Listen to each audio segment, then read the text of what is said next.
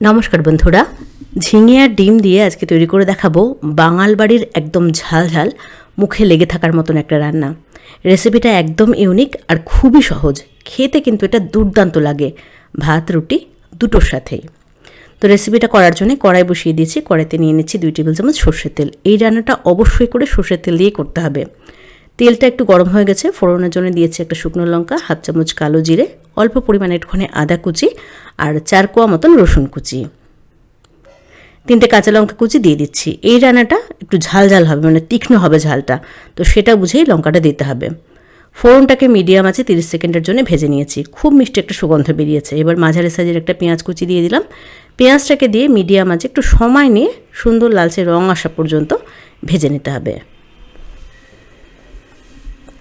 তো পেঁয়াজ ভাজা হতে থাকুক। এদিকে দেখুন, আমি 400 গ্রাম ঝিঙে খোসা ছাড়িয়ে এরকমভাবে ছোট ছোট পিস করে কেটে রেখেছি। ঝিঙেটাকে কেটে ভালো করে ধুয়ে জল ঝরিয়ে রাখা আছে। এবার এই ঝিঙেটাকে পেস্ট করব। তো বড় একটা মিক্সি জারের মধ্যে ঝিঙেটাকে নিয়ে নিচ্ছি। আমি এখানে কচি ঝিঙে দিয়ে রেসিপিটা করছি, তবে যেসব ঝিঙে একটু শুকিয়ে গেছে বা একটু বুড়ো হয়ে গেছে, বীজগুলো একটু শক্ত শক্ত হয়ে গেছে, সেই সব ঝিঙে দিয়ে কিন্তু এই রান্নাটা বেসিক্যালি করা হয়।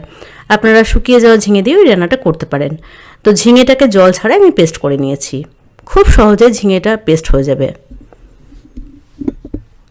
এদিকে দেখুন, পেঁয়াজটাও সুন্দর করে ভাজা হয়ে গেছে। ঠিক এরকমভাবে পেঁয়াজটাকে ভেজে নিতে হবে। এবার মাঝারি সাইজের একটা টমেটো দিয়ে দিলাম, আর দিয়ে দিচ্ছি অল্প পরিমাণে একটুখানি হলুদ। হলুদের পরিমাণ একদমই অল্প দিয়েছি। আর স্বাদ অনুযায়ী নুন। নুনটা একটু কমের দিকে রাখবেন, পরে টেস্ট করে দেখবেন, যদি মনে হয় নুন লাগবে পরেও কিন্তু নুন আবার অ্যাড করে দেওয়া যাবে, প্রথমেই নুনটা বেশি করে দেবেন না। তো নুনটাকে দিয়ে 2-1 মিনিটের জন্য একটুখানি কষিয়ে নিয়েছি। দেখুন টমেটো কিন্তু এরই মধ্যে বেশ নরম হয়ে এসেছে। এবার ঝিঙের পেস্টটাকে দিয়ে দিলাম, সব কিছুকে একসাথে ভালো করে মিশিয়ে নিচ্ছি। রেসিপিটা খুবই সহজ, খেতে কিন্তু এটা দারুণ লাগে। তো অবশ্যই একবার রান্না করে দেখবেন, আমার বিশ্বাস আপনাদের খুবই ভালো লাগবে এটা। তো সব কিছু একসাথে ভালো করে মিশিয়ে নিয়েছি। এবার গ্যাসের ফ্লেমটা একদম বাড়িয়ে ঢাকা দিয়ে ঝিঙেটাকে রান্না করতে হবে। ঢাকা দিয়ে অবশ্যই করতে হবে, নাহলে কিন্তু এটা খুব ছিটবে, মানে ছিটে গায়ে আসবে বা জায়গাটাও একটু নোংরা হয়ে যাবে। সেজন্য অবশ্যই ঢাকা দিয়ে রাখবেন আর গ্যাসের ফ্লেমটাকে একদম বাড়িয়ে রাখবেন। 4-5 মিনিট অন্তর অন্তর একবার ঢাকনাটাকে খুলে এরকমভাবে একটু নেড়ে দেবেন। তো 5 মিনিট একদম হাই আঁচে রান্না করার পরে আমি আরেকবার নেড়ে দিয়েছি। তারপরে আরও 5 মিনিটের জন্য ঢেকে দিয়েছিলাম। এই পর্যায়ে কিন্তু ঝিঙের জলটা পুরোপুরি শুকিয়ে গেছে, দেখতেই পাচ্ছেন তেলটা সাইড থেকে ছাড়তে শুরু করেছে আর কালারটাও একদম চেঞ্জ হয়ে গেছে। ঠিক এইরকমভাবে ঝিঙেটাকে রান্না করে নিতে হবে। গ্যাসের ফ্লেমটা একটু বাড়িয়ে রাখতে হবে, নাহলে কিন্তু সময় অনেক বেশি লাগবে। আর অবশ্যই ঢাকা দিয়ে এটা করবেন, নাহলে ছিটে গায়ে আসবে। তো ঝিঙেটাকে বেশ ভালো করে কষিয়ে নেওয়ার পরে মধ্যেখানে একটু জায়গা করে দিয়ে দিচ্ছি এখানে 2টো ডিম। অল্প পরিমাণে একটুখানি নুন দিয়ে দিচ্ছি।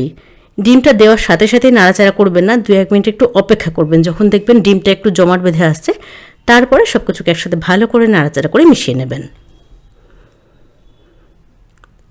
তো ডিমটাকে আমি ঝিঙের সাথে ভালো করে মিশিয়ে নিচ্ছি একসাথে। আর গ্যাসের ফ্লেম কিন্তু এখনও একটু বাড়ানোই আছে, মানে পুরো রেসিপিটা একটু হাই আঁচেই করতে হবে।